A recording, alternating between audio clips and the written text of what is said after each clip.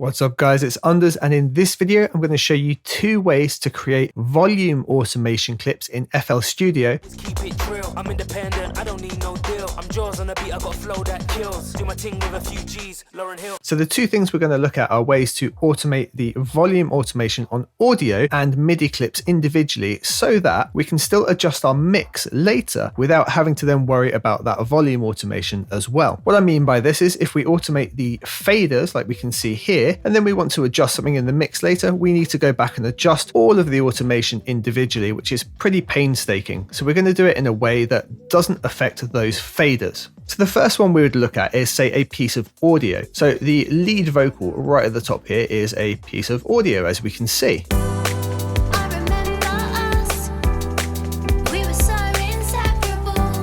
Okay, so let's say we want to control that phrase right at the start. She starts off a little bit louder than everything else, and I just want to control that one little part. Really simple way to do it. Right up here where it says Vox lead, there's a tiny little icon look next to the V. See how my arrow changes to the little hand? Cool, we're going to click on that. And what we want to do is go to Automate and Volume, and that's going to create an automation clip for us. As you can see, it lays it over the piece of audio. I don't like to organize things out like that. As you can see, I do big folders with everything included in. So what I would do is go and grab an empty track, hold shift, use the mouse wheel to bring that up so it sits below, and I'm going to put that clip just below there. If we hold command, we can just zoom in a little bit here, and we can right click to create some automation points. We're just going to make a couple of points here, and we're just going to have a little volume control just there, just to dip out that first little phrase that's a little bit louder than everything else.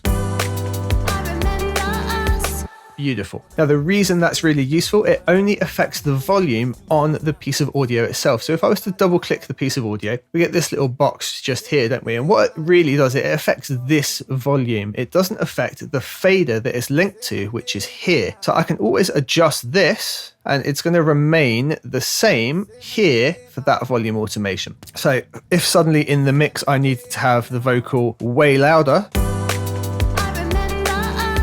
I can just bump up the fader and the automation's going to remain there.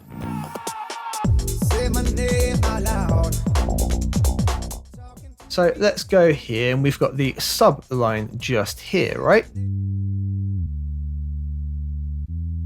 So frustratingly, we can't just click here and go automate and it automates the level. What we can do instead is either automate the plugin itself, or what I like to do is put something on the channel that can be automated. Well, what do I mean by that? Well, the sub channel, which is bass 1 just here, we can have the fruity limiter on there, for example, which has a gain control, much like we have on our sample on an audio track. Well, here, now that we've got this loaded, we can right click on the gain control, and let's just make sure it goes back to 0. We can just hold Option and click. We can right click on the gain control and we can do create automation clip. Pretty much the same process, apart from it's put my automation clip somewhere awkward. Much like before, we'll just pop it below, and then what we could then do is control the volume like this. We can do it literally within the note itself. And what it's actually doing is it's controlling the gain here on Fruity Limiter, not adjusting our fader.